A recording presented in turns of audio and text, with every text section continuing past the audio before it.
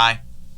Welcome to an episode of Ray's Music Reviews. We're still doing the favorites thing. We are probably going to be doing this for the rest of the month, if not a couple days after this month ends. This is basically, we tell you what our favorite albums are, whether it's hip-hop, rock, any type of thing. No limits for genre. No. Soldiers. No Limit Soldiers. Master P. Yes. Anyway. Let me hear you say, But Cody gets it. Go ahead, buddy. Go ahead. Anyways, we're going into my favorites. A Tribe Called Quest, Low End Theory, Yes. very critically acclaimed. 1991 album. 91. Their sophomore album. This is probably my most played hip hop album. Period. It's a good choice. It's on the higher end. Dude, I mean, it's you just groove with it.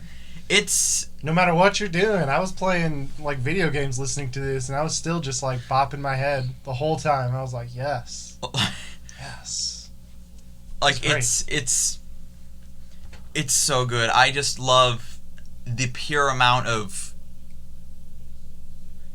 Sometimes the production can be otherworldly in a sense, like Check the Rhyme and We've Got the Jazz. Sometimes just the pure landscape of the trombone sections and that stuff. It feels free and spacious. Yes, dude. The sampling on this album, off the chain, dude. Again, it's jazz rap. Mm-hmm. Perfect. It's perfect. I love jazz. I love rap. And You like when jazz? you merge them together, I like jazz. I quite like jazz, actually. So this was phenomenal. This was Q-Tip's ability to go through tons of different jazz records and be able to pull beats and sounds and instruments and put them all together is really something. All it took to make this album was one trip to the record store. All it took, dude.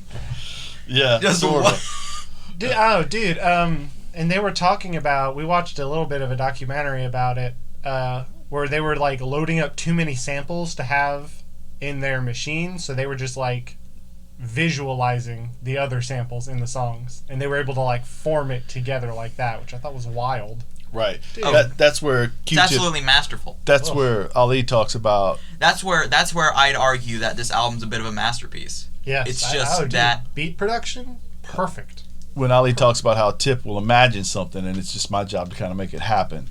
It's really amazing. Now there's two documentaries about Tribe Called Quest in general. One is a documentary on Netflix that encapsulates the story of hip hop altogether, and there is a segment that is about Tribe Called Quest, De La Soul, all those guys, Native Tongue, they like Queen to call it. Latifah.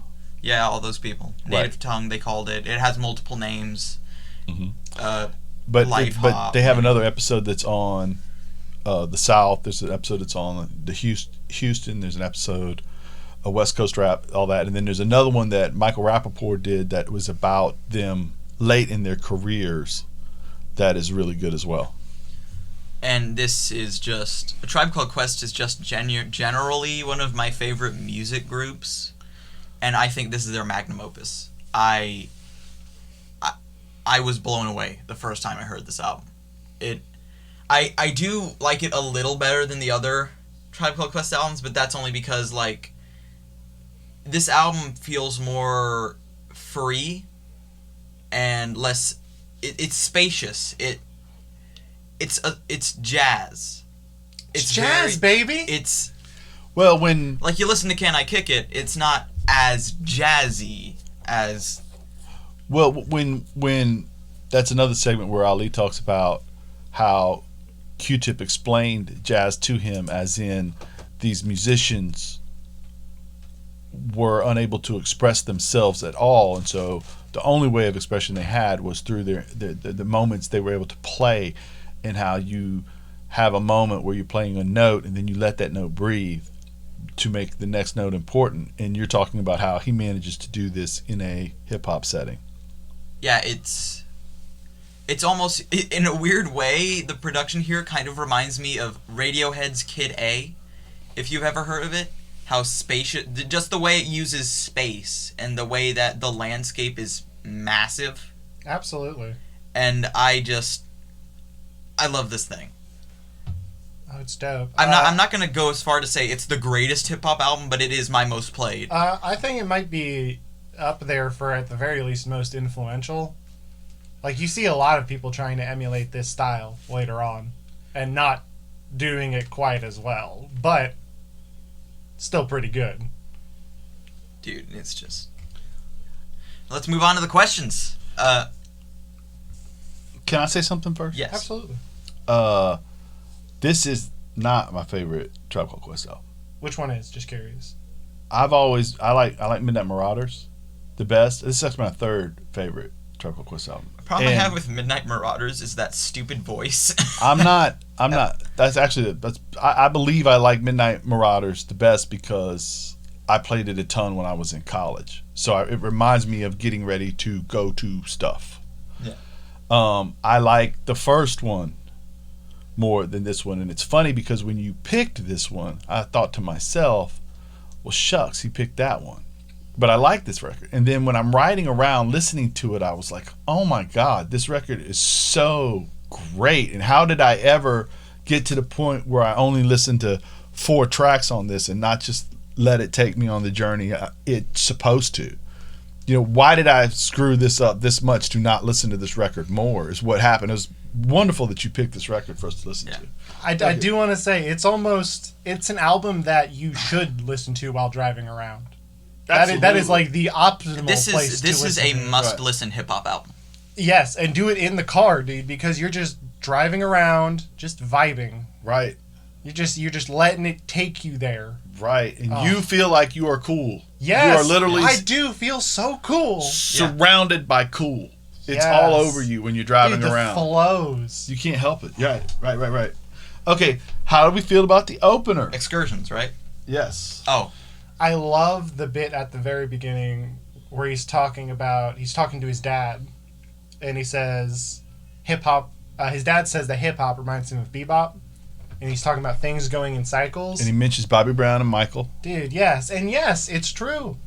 Things do go in cycles. Well, I think too that is the perfect. What you're talking about, how the Jazz Fusion Excursions is the perfect opener because it whets the palate for what is to come. I could literally name you the first lyric and how what we do is an evolution. Go, dude. That back in the days when I was a teenager.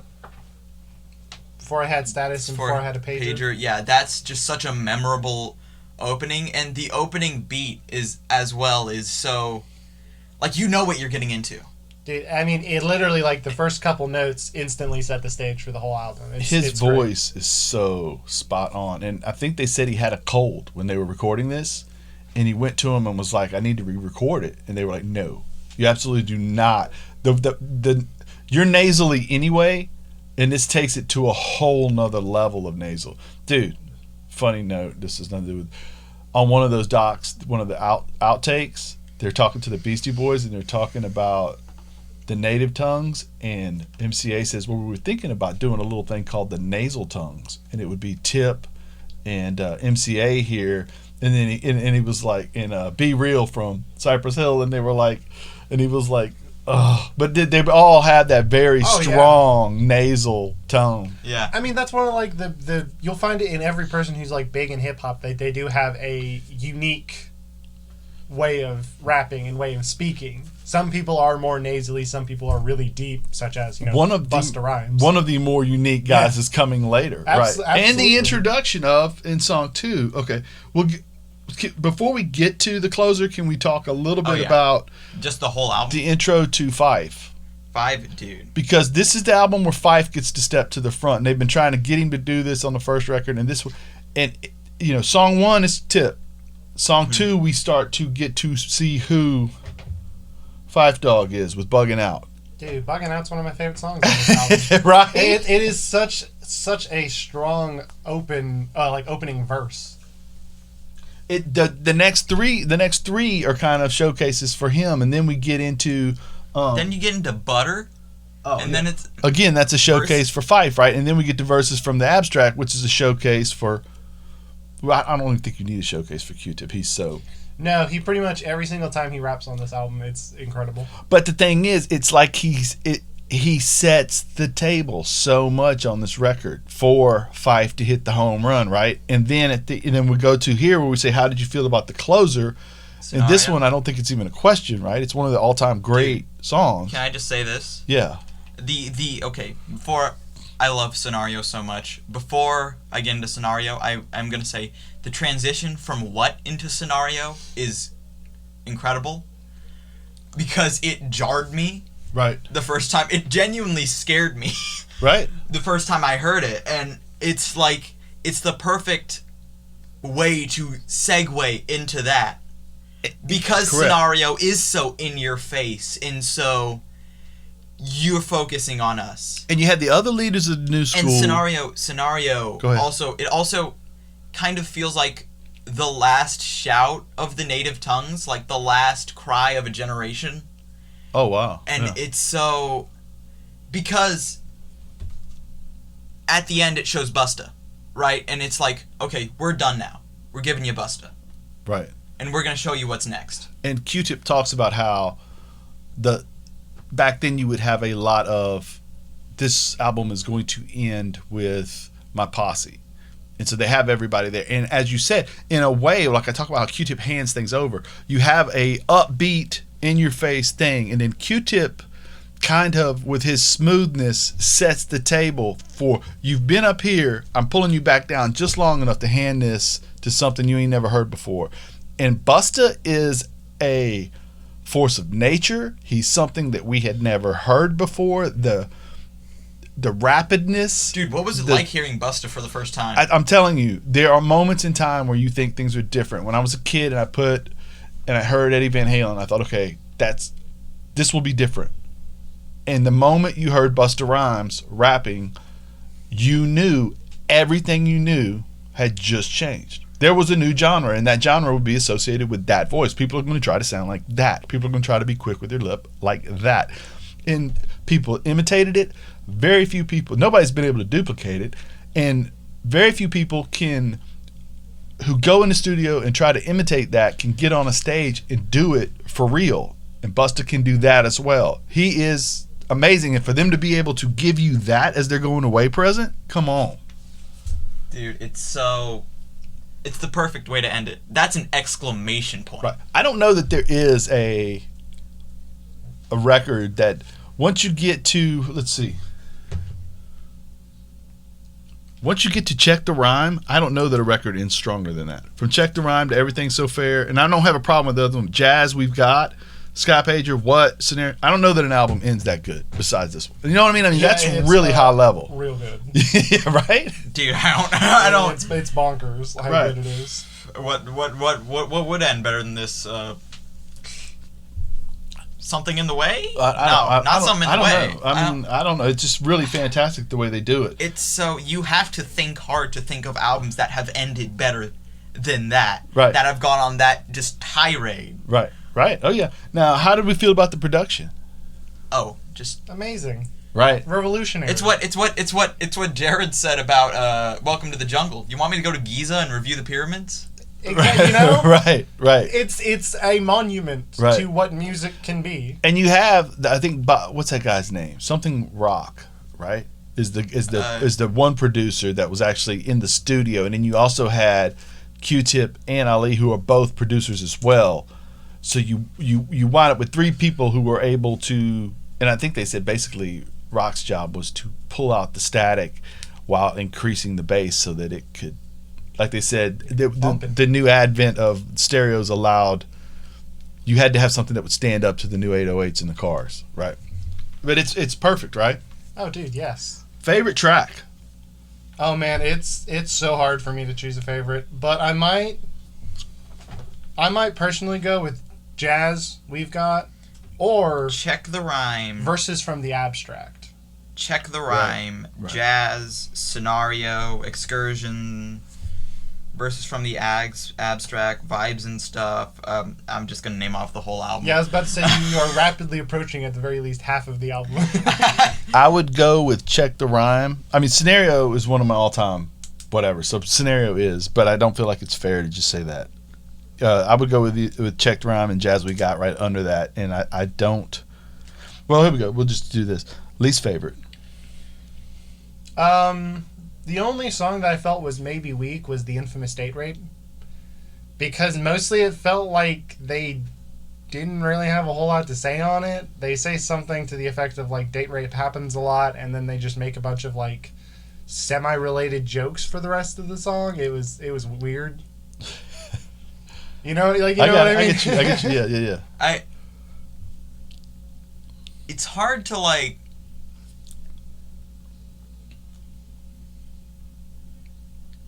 I do like the beat from Infamous Date Rape. Oh, again, like, everything's off the chain. There's not... But like, the lyrics are just... They address it and they don't think it's cool, but they don't go all in either. Yeah, then they go in, like, a different direction where they're just talking about, like, a different scenario that's not... They might have just wanted Right, an excuse to use the beat. I mean, yeah, but, like... I think they wanted to say it, but they didn't know how. They couldn't make, like, a whole song about it. How to come off without... I don't know what it was, but there was a disconnect there somewhere. Right, I get it. Now, you want to go to ratings? So, how do you rate this record out of 10? Like an 8.5 or 9, I think. Because of Date Rape. Yeah. No, yes. But also... No, yeah, mostly because of that. Okay. Ray? Strong 9 to a 10. You? I give it a strong 9. Yeah. Strong 9. Yeah, it's amazing, game-changing, epic, all those things, and more. Sets the table for the future. Hands you over to... Defines one generation while handing you another Busta, which is going to wind up being another generation's guy. You know what I mean? So it's everything it should be. Everything you wish things should be. It's true. Where do we go from here? We are going to announce our next episode. Our next episode is going to be KP's favorites, U2's The Joshua Tree. Ah. That you chose that. Don't act surprised. Now we are going to go into just stuff we listened to this week. Yeah, I actually have a pretty exciting one. So I found this new album that I can only really describe as apocalyptic jazz. It is Eons by Neptunian Maximalism. It came out in like June or July of this year. And a song popped up in my Discover Weekly from Spotify. It is phenomenal. It is music as an art form. It is this incredible, spacious album that sounds like the world is ending. It sounds like you are taking part and like taking witness to a world-ending ritual.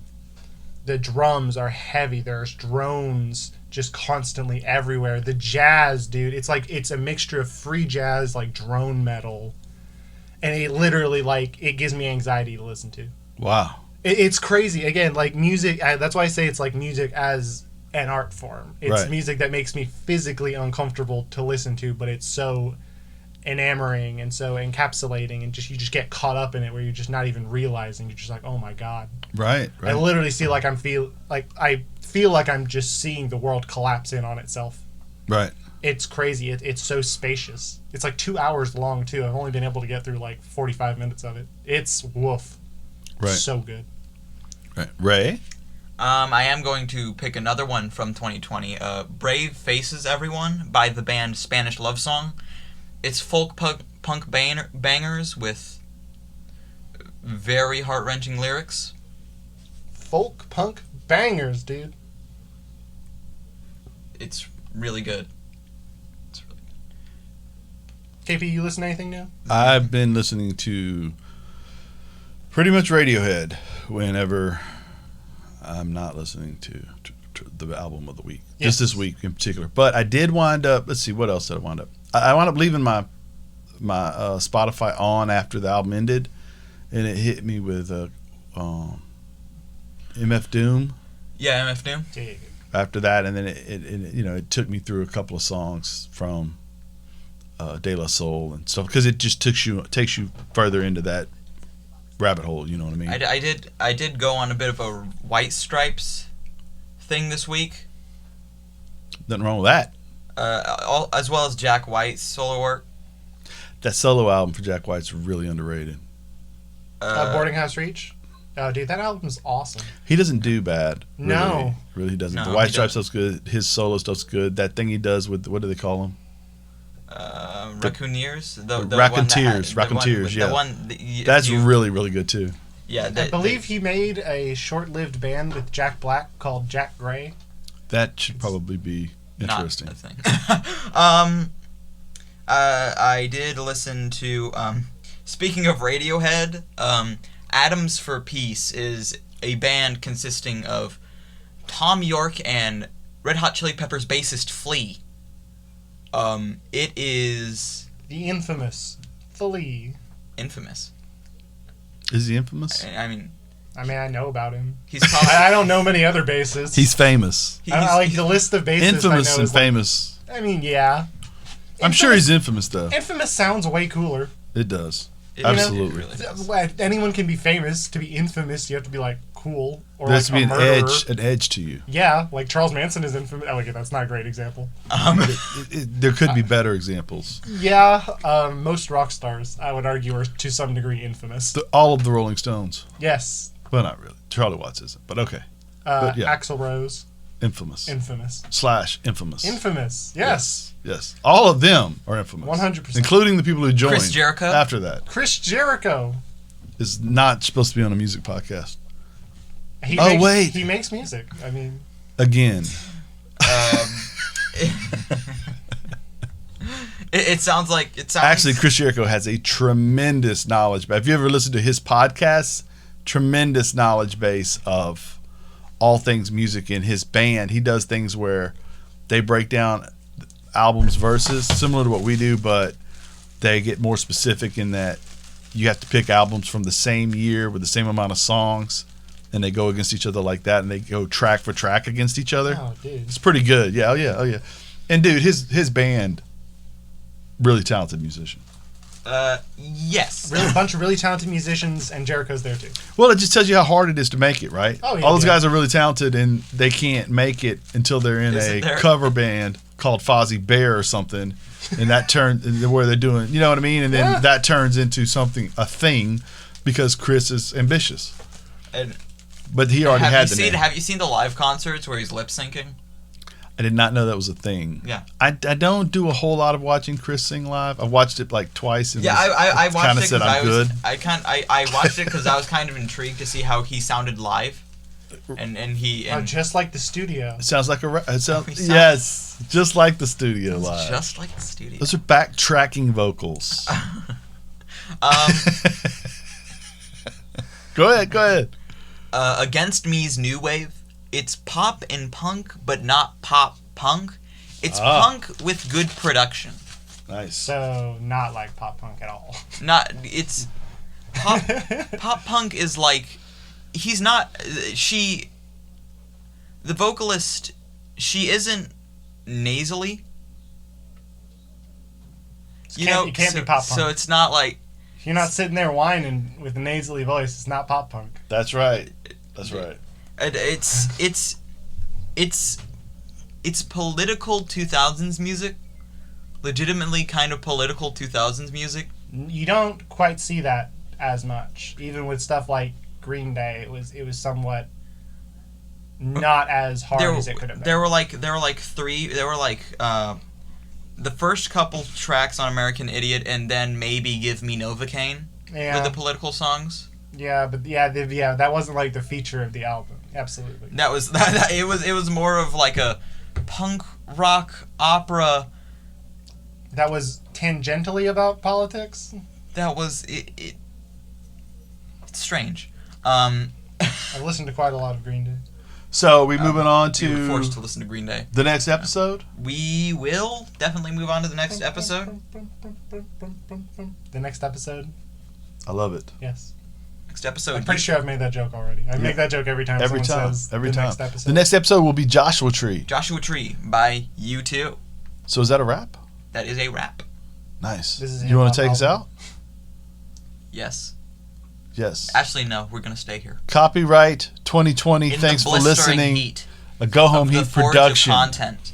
Go home. Go home. Bye. See you next time.